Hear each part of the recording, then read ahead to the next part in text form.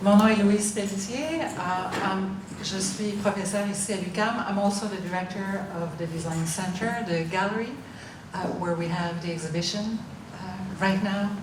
Some of you were here yesterday. Il y a plusieurs visages qu'on reconnaît, many new faces as well. So welcome everyone. Many of the talks will be in English during the symposium. Il y aura aussi une table ronde tout à l'heure en français. I'm here only to introduce the organizer of this great event, great symposium, my colleague Fabienne Münch, who played a very crucial role in many iterations, many instances in the world of design. Fabienne is an industrial designer. She worked for about 15 years in Herman Miller. She was the director of the School of Design on the other side of the mountain here in Université de Montréal for a few years as well. She's now the chair of the School of Design in Ohio State University. So together with Vanessa Mardirosian, who's also an adjunct professor here at UQAM in the School of Fashion, they've put together this great program of events and speakers that we're going to hear for the next 2 days. So, without further delay, I'd like to invite Fabienne to tell you a little bit more about the symposium and introduce the first speaker. Thank you.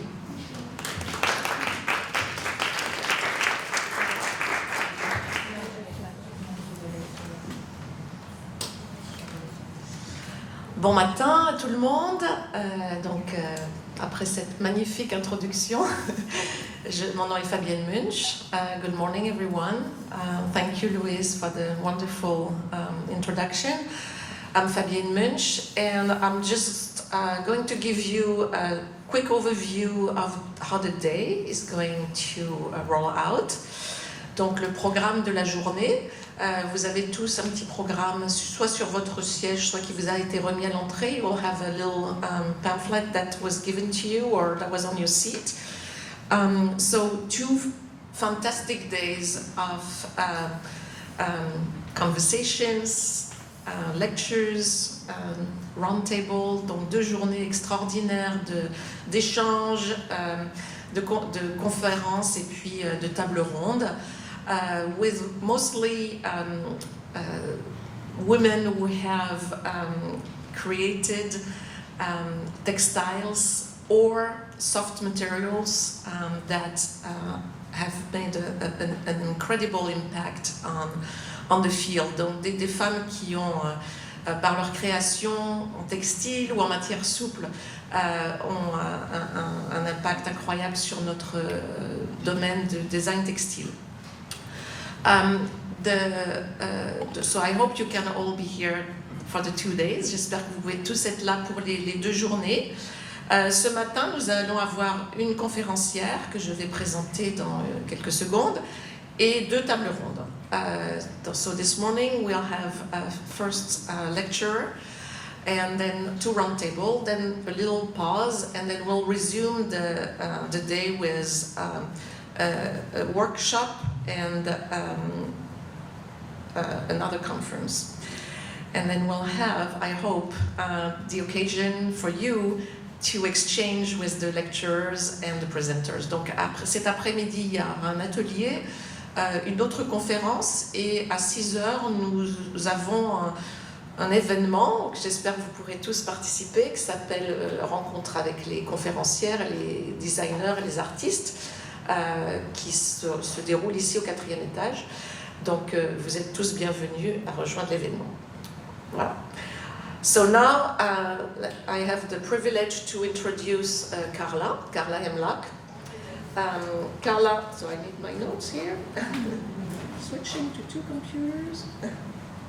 So, Carla is a Mohawk textile artist hailing from the Mohawk nation of Kanawake, near Montreal. Her artistic endeavors revolve primarily around textile arts, although she also employs a variety of media to address often controversial themes. As historian Jennifer McLaren has pointed out, while Hemlock's quilts can be seen as simple bed covering with decorative representation of animals and plants, they also carry political statements concerning environmental justice, tribal sovereignty, and the violence endured by indigenous women due to colonialism. Carla Hemlock's work can be found in the collection of several very prestigious museums, including the Smithsonian Institution's Natural Museum of the American Indian in Washington, D.C., the Smithsonian American Art Museum, the Boston Museum of Fine Art, and here in Quebec, the Muséum des Beaux-Arts du Québec, le Musée des Beaux-Arts du Québec, and the MAC in Montreal. Please join me in welcoming Carla Hemlock.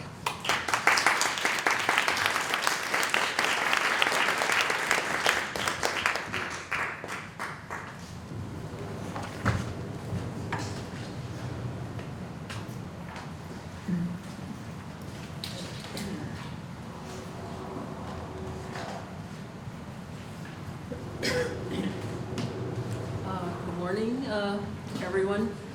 I have a pretty bad cold right now, so I'm hoping that my voice holds out for the next little while. First of all, I'd like to welcome all of you onto Haudenosaunee traditional territory. Many of you are traveling very far, women from different countries, and you've been introduced to the island as Montreal. For us, we know this island to be Jokjage. That's our word for Montreal. So I'd like to welcome all of the women that have traveled great distances to be here with us today. I also want to thank the organizers for inviting me to participate in this wonderful event. I had the pleasure of viewing the works last night, and if you haven't seen them, they are pretty incredible. I think it's something that I needed at this time, to see what all of these women from around the world are creating. And it's just really good medicine for everyone. I'd also like to, before I forget, to thank the team that you put together that assisted in these last couple of weeks. UQAM, you have an incredible team that just made everything so much easier for us. The talk that I'm going to do today, it's called Our Fires Are Still Burning. The title being that we're still here as an Indigenous peoples. We haven't gone anywhere. We've always been here. Our flame may have dimmed a bit through the years, but our fire is in all of our villages, in all of our people, still burning very, very bright. That's why I call this, Our Fires Are Still Burning.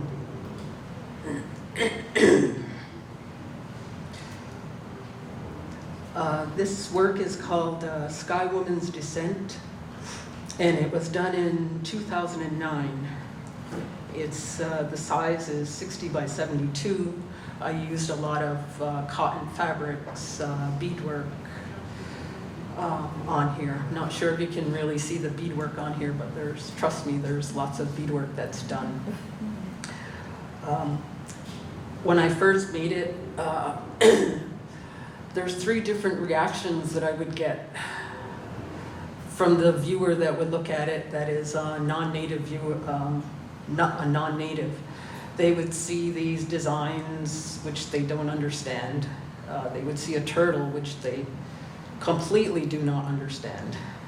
So it's just a nice, simple, decorative work.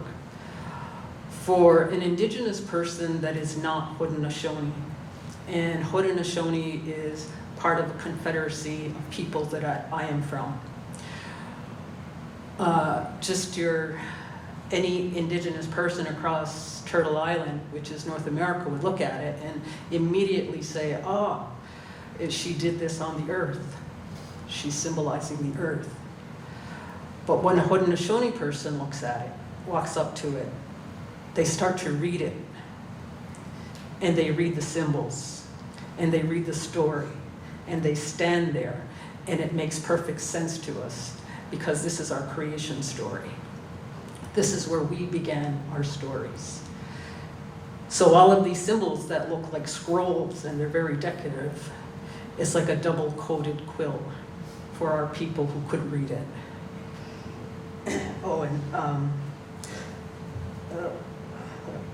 this work was traveled actually quite a bit.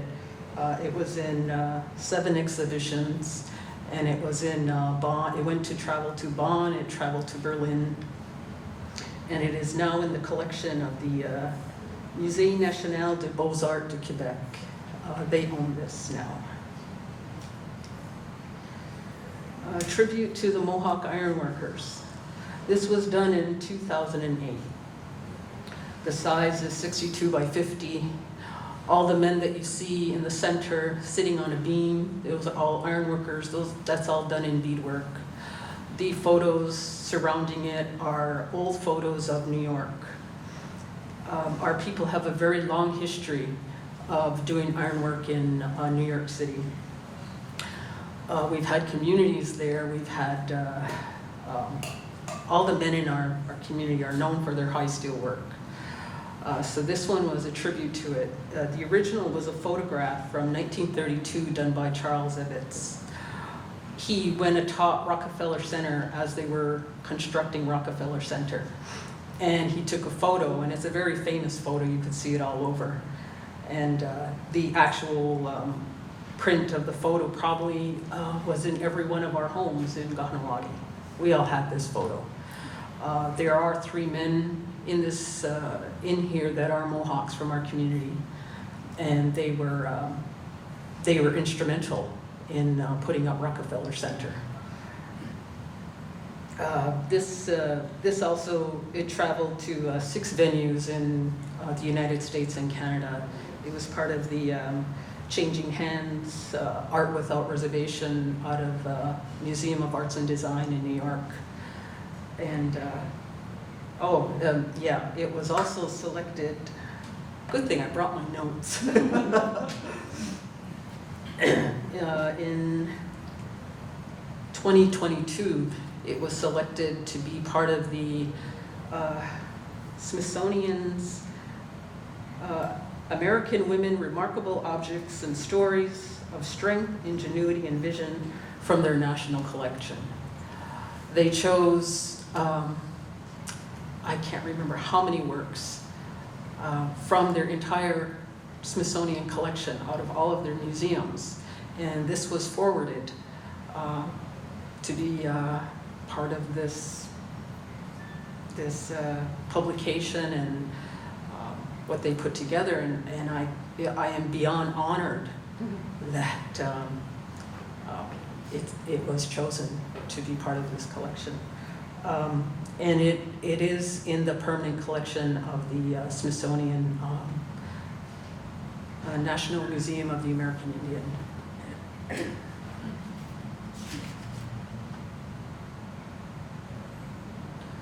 This one is called The Faces That Are Yet to Come. It was done in 2011. It is 52 by 46, a lot of cotton fabrics, glass beads. I put embroidery floss. I don't know if you can see through the middle, it's faces that start to form as you come out. You see the birds that are around that are carrying the seeds. And a lot of symbolism, again, in there is Haudenosaunee symbolism. This was to remind us of our responsibility to the faces that are not yet here. We are taught from an early age, all of our communities, that whatever decisions we do make now, it really doesn't affect us, but it's going to affect those faces that are not yet here. So that speaks to that. It's the decisions that we make today. That boy, we better be careful, because our children that are not yet here, that we're never going to meet. They've inherited a mess that we made. So, but on a happier note, let's try. Oh, and I'm sorry, before that, the faces that are yet to come, this is in the collection of the Caisse de dépôt de Québec in Montreal. I think they're just right up the road here. That's in their collection. This also was chosen to, it toured 4 venues in Canada and the US, but it was also asked to go to Russia. And it, in 2015 and 2016, it toured in 8 venues in Russia because they loved the story behind it. This one is called One Dish, One Spoon. It's a collaboration that I did with my husband, sitting up here. We do a number of collaborations together, and this is one of them. You can't, the image of the beadwork, it's a 3-sided, and I wanted it into a form of a female. I wanted it to have a female form. The little basket that you see at the end that's hanging, that's really the traditional basket that our beaders, meaning close to 100 years ago, they would make. And there's still women making them today. So I wanted this to be in a female form. All of her back is all full of wampum. And my husband took it. When I finished it, I gave it to my husband, and I says, you know, I need a stand for this. So he went out into our yard and found an old branch of an apple tree. And that one spoon is from that one piece of branch. There is nothing that's the effigy that you see on top. He did that because you would find that effigy on a lot of our old pots or on a lot of our old spoons. So he put the effigy on there, and that's all just one carved piece. We called it One Dish and One Spoon because it's also an environment message. And what it's saying is that collectively we are all using the same bowl with one spoon, and it is our responsibility to not deplete the bowl, but to make sure there's enough in there for those that are yet to come. Again, just a very simple environment message through this piece.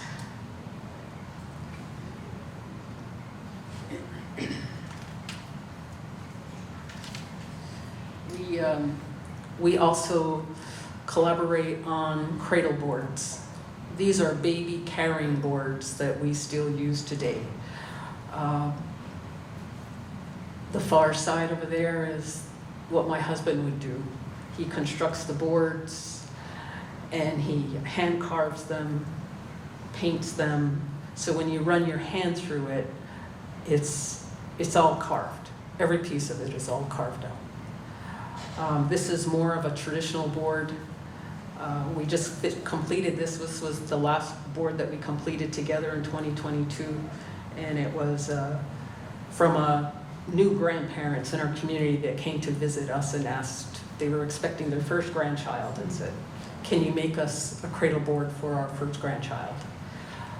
So this is the board that we made for them.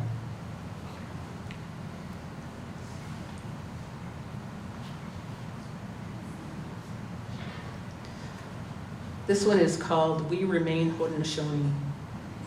It was done in 2016. It's 60 by 60, and all of the white that you can see, that's all beadwork. All the green, it's all in beads.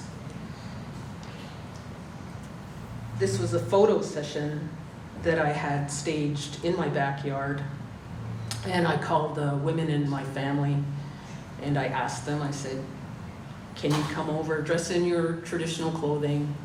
Can you come over to the house? I'd like to take a photo, and I'm putting together a quilt. And I called my son, and I asked him, I said, how much corn can you bring over? I says, if you can bring over as much corn as you have, bring it over. So he showed up in a truck and he had barrels of corn. So I staged it all because this is a very difficult subject in our world, in Haudenosaunee world. And it's always been hard to tell this story. So this was the best that I could do to tell the story of Sullivan's campaign.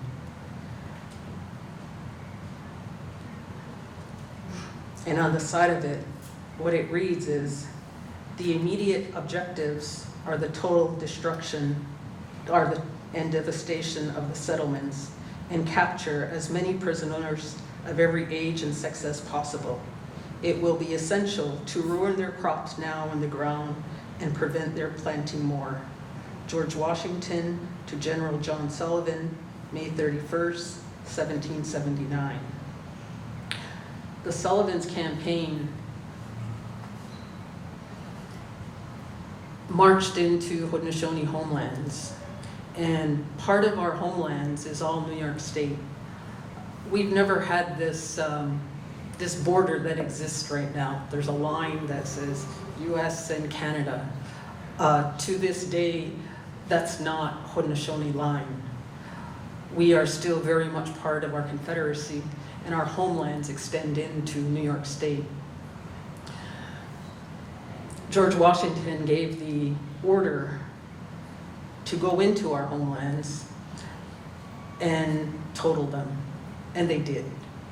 Sullivan's campaign went in with 4 different units. They went in through the Mohawk area, they went in through the Senecas, and they went in up through the Onondagas. And Sullivan himself came up from the center. According to government records, they found 41 villages and destroyed them. Our records, our oral traditions say that it was 60. It was done in the fall when all the crops were harvested. And this was going to be the food source for them for the winter. All the food was destroyed. Every village was burned to the ground. And the people from the villages gathered up near Fort Niagara. Fort Niagara was not ready for them because they arrived in the thousands. Over 70% of our women and children died that winter from starvation and exposure. But we came back. This is in the collection of the Seneca Art and Cultural Museum in Ganondagan in Victor, New York. Just a side story, as we were filming this, we had a skunk that was running around. But it was all good. We laugh about it today.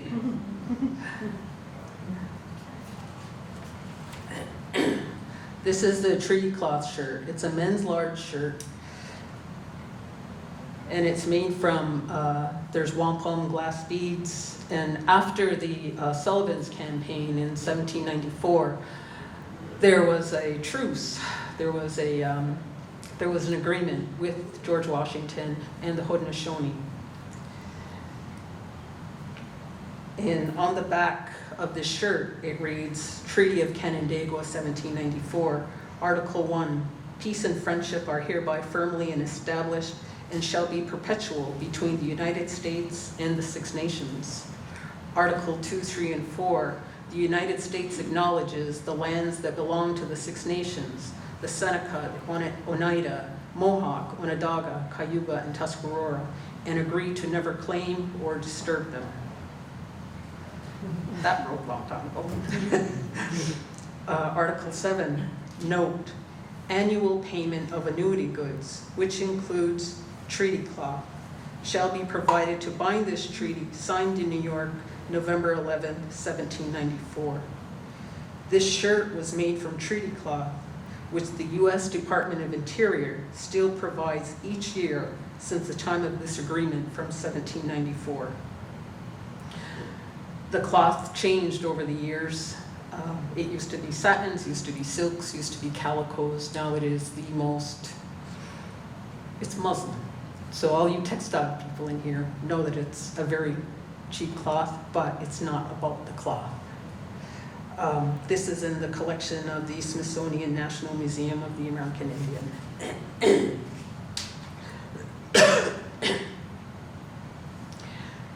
The treaty cloth blanket. When I did this series, I also wanted to do a blanket, and I wanted to highlight the men that signed this. And running across the white is all treaty cloth, and in there it's signed by the 59 chiefs and the war chiefs of the 6 nations. And they were the ones who signed this agreement with George Washington's. Actually, George Washington didn't sign it. He had his people put their signature to it. But all of the names are written in there across, and unfortunately you can't see them. But on top of it also is marked an X. And that's all in treaty cloth too, because when it came time for our people to go and sign, none of them could read English, and they didn't even know how to write. So as they lined up, the commissioner for the US government would ask them, "What is your name?" And phonetically, he wrote their name on the treaty, and they put their X next to it. Some of the names he couldn't even understand, so he just made something up. So you would see a name up there like John or David, or a name that just didn't exist. So those are some of the names that are up there. This is and on the back of it is all treaty cloth, the back of this blanket, and it's all, I think I do. Oh, there's the X with some of their names on there. And the back also has the same, what's written on the treaty cloth shirt is written on the back of this blanket. And that was in the collection of the Montreal Municipal Art Collection, has that blanket. Walking through time. This piece actually started with a hat. My husband and myself were in Nashville, Tennessee, walked into a hat shop. I saw the hat, and it immediately brought me back to the hats that our women used to wear in the fur trade. It wasn't the men here that wore the hats, it was our women. So I brought the hat back home, placed it in my workspace, and I would just periodically look at this hat and say, "Oh, what are you gonna look like? What are you gonna go with?" I always knew I wanted to do a coat one day. I wanted to make a coat. So this was the coat that I made for it. And it was all started with that hat. There's a lot of beadwork in here, lots of wampum in here, and I called it Walking Through Time because I think our women could have worn it 100 years ago. They would have been in fashion, and our women today still can wear this coat, and they would still be very fashionable. This is in the collection of the Tomo Foundation in Chicago.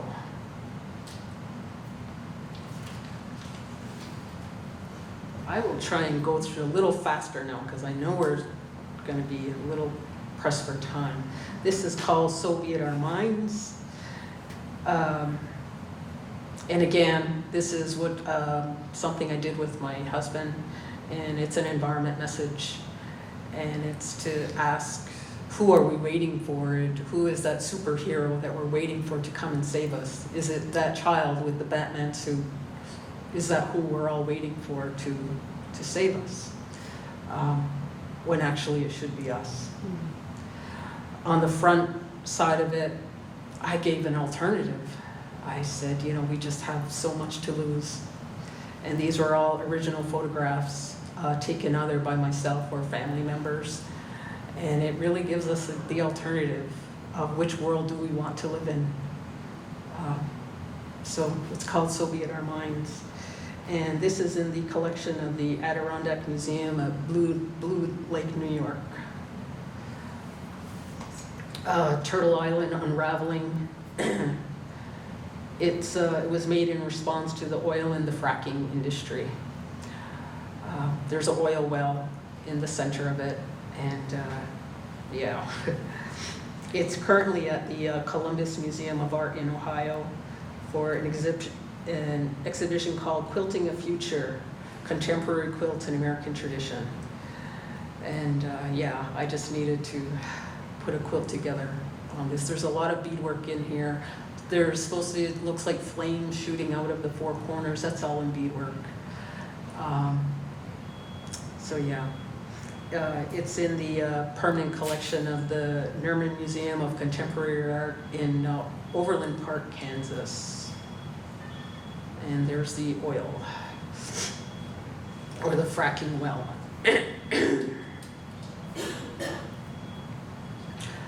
No Place to Call Home. This was done in 2018. It's 30 by 34, and it's all made in wool. The whole thing is in wool, and it's all beaded. You can see all the beadwork in there. The back of the quilt reads, "Our destruction.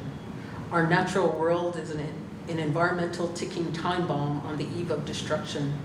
Time is running out.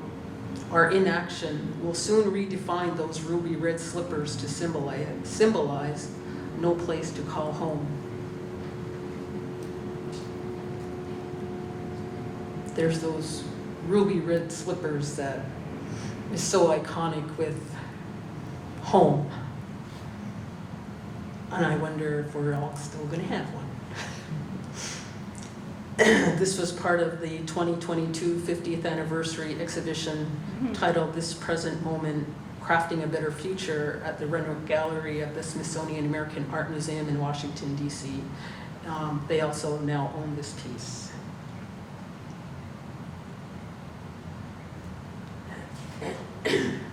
Continuing the legacy, we wanted to do a lacrosse cradle board, and my husband did the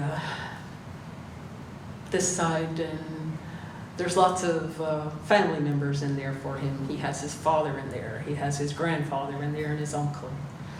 And it just talks about the young men now and their responsibilities to the game, because the game for us is much more than a sport. It's the national sport, I believe, of Canada. It's not hockey, it's lacrosse. So for us, it's much more than a game. And the young men today have a responsibility to carry that tradition on. The other part is the child in the pocket of a goalie of lacrosse stick. I just did that one up to complement the front of it. And that baby is our great niece, who was born, and they gave me the photo, and I said, hey, can I use this photo to put into here? And so, and this is a work that we've decided to keep in our family. This is called Revival, and it speaks to the old style of doing our tattooing. The center is a tattooing session of two men from my community, Ganat Dogo and Sagohat Tawita, that I had a photo session with. Surrounding the photos are tattoo designs that predate contact. The designs are still used today, and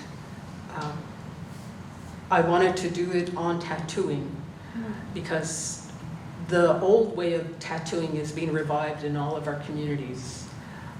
They're using natural inks from the trees. They're using the old way of tattooing. A lot of the designs on here we can still read, but a lot has lost their meaning. There is a 1710, I'm sure some of you know, there are portraits that were called the Four Kings that were done in England when there were 3 Mohawks and a Mohican that were taken over there to meet with Queen Anne.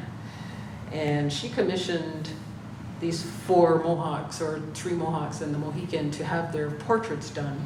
And they had never seen tattoos covered in our people. And a lot of the designs from 1710 that were on the men are the tattoos that you see here in this quilt.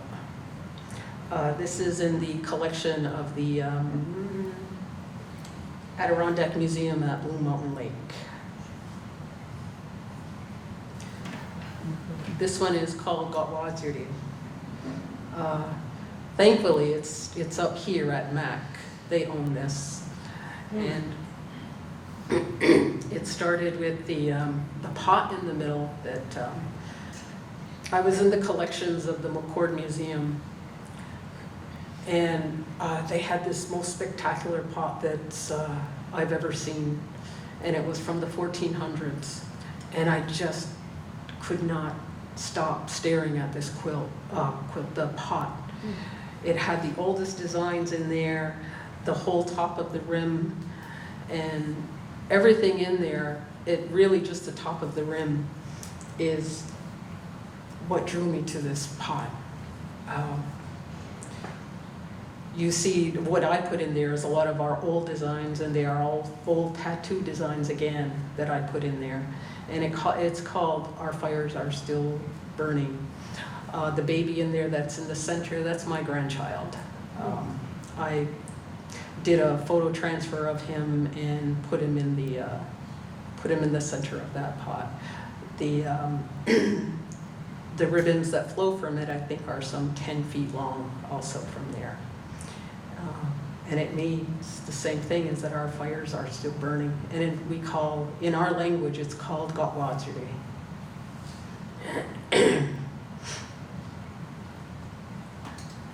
Survivors.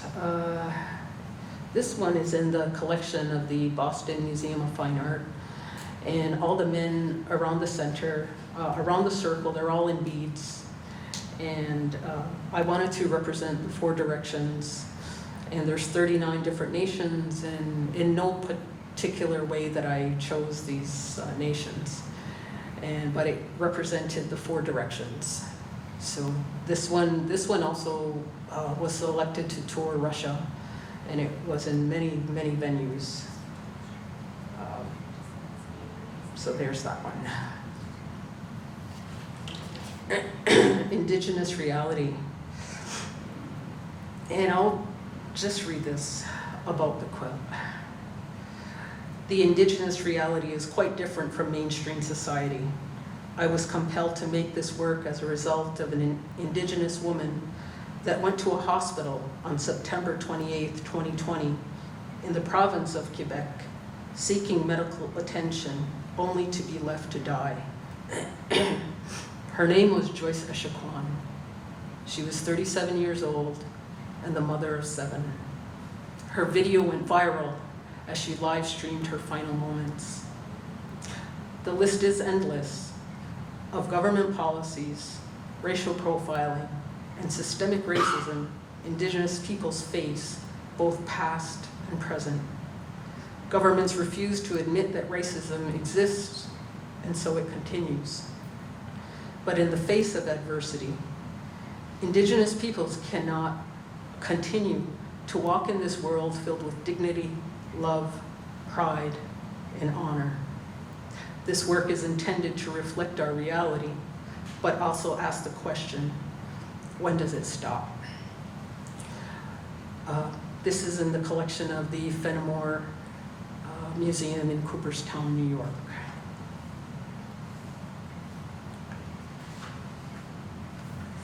In the Arms of the Natural World, 2022 is a multimedia installation that includes 3 quilts and 2 videos. The videos were done with my son, Rasarda Howie. This is my response to the unmarked mass graves of our children that never made it home from Canadian residential and US boarding schools. In May of 2021, the remains of 215 children were discovered in unmarked graves on the site of a former residential school in Kamloops, BC. Since that time, sites are continuously being uncovered across Canada. The center features a spiral within the outline of a turtle. The turtle represents the indigenous lands of North America, which we call Turtle Island.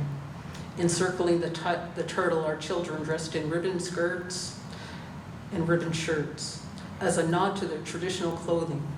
The orange color is symbolic for the children that attended residential schools. Many are still alive today, living with the trauma of these institutions. As a message from our mother, the earth, the lettering reads, holding you tight until you are found.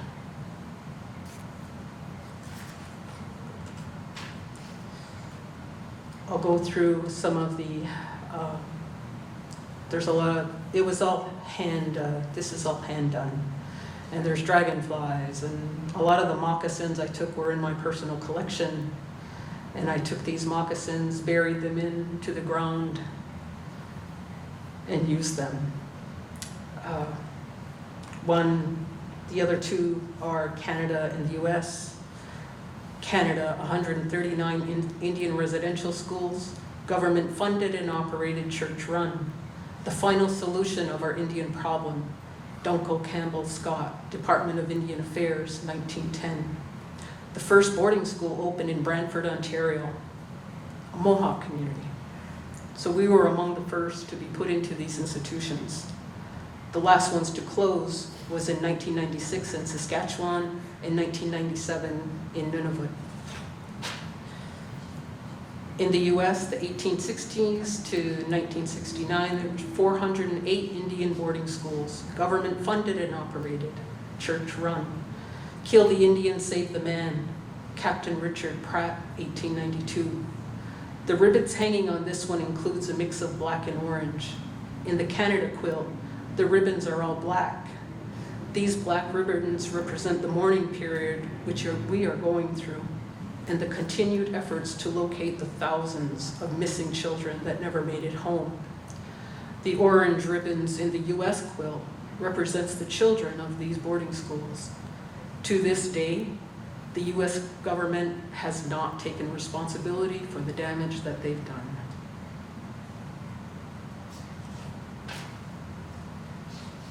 I used archival photos just to embed into this work. Some of these photos were from Carlisle, Pennsylvania, one of the biggest boarding schools in the US. And a side note, my husband's grandfather was in Carlisle.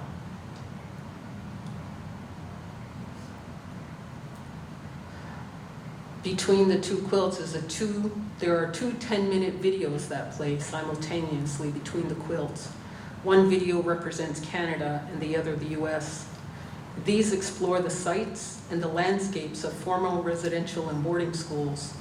Shown through the 4 seasons, they include all the elements of our natural world that have been caring for our children that are buried in unmarked graves. These locations are right across Turtle Island. The 2 videos are told through a pair of eyes. These eyes represents the energy and the essence of the universe. These eyes have been they've been keeping watch, and they bear witness to what was done.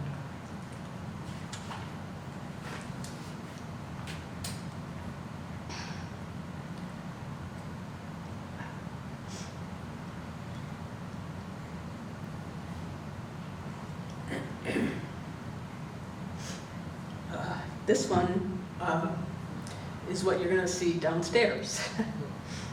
It's called The First Greeting. And this is the newest one that I did for this exhibition, actually. And it started with a photo. This photo was taken by my daughter-in-law, and she brought my grandchild and her family. They all went down to the river, to the St. Lawrence River, to go ice fishing. So when they had the hole made into the ground, they put him down on the ground, and his natural instinct was to go to that hole and just to start splashing. Put his hand in and splashing. And I said to her, I hope you don't mind, but I think I need to make a quilt around this.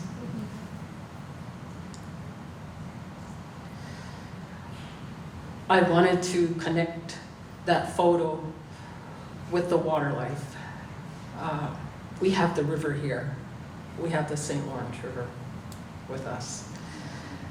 So I wanted to capture a lot of the aquatic life that's in there. And it was his first greeting of that life. and he was calling them. And with his flashing, calling them one by one to come to greet him. Because he knows that through his life as he walks on Turtle Island, the fish are not an inanimate to him. They are part of him, and he's going to be taught that. So this was his connection to his other family, the water life. I wanted to include a river in there, and the river I came up with the ribbons. I put all of these ribbons in because I wanted to reflect our relationship that we have with the waters. This is him in the center that I ended up taking, and it's in beads. That's a little bit of a closer of it. You can see when you go downstairs, there's a lot of beadwork in there. So yeah, I think that was the last one. There's just a lot of beadwork in there, and I was really happy to have it come here and to share it with all of you. And this was just the last one that I did, and it's called Keep Searching. Just pretty self-explanatory. Just keep searching for those babies. So thank you so much for having me.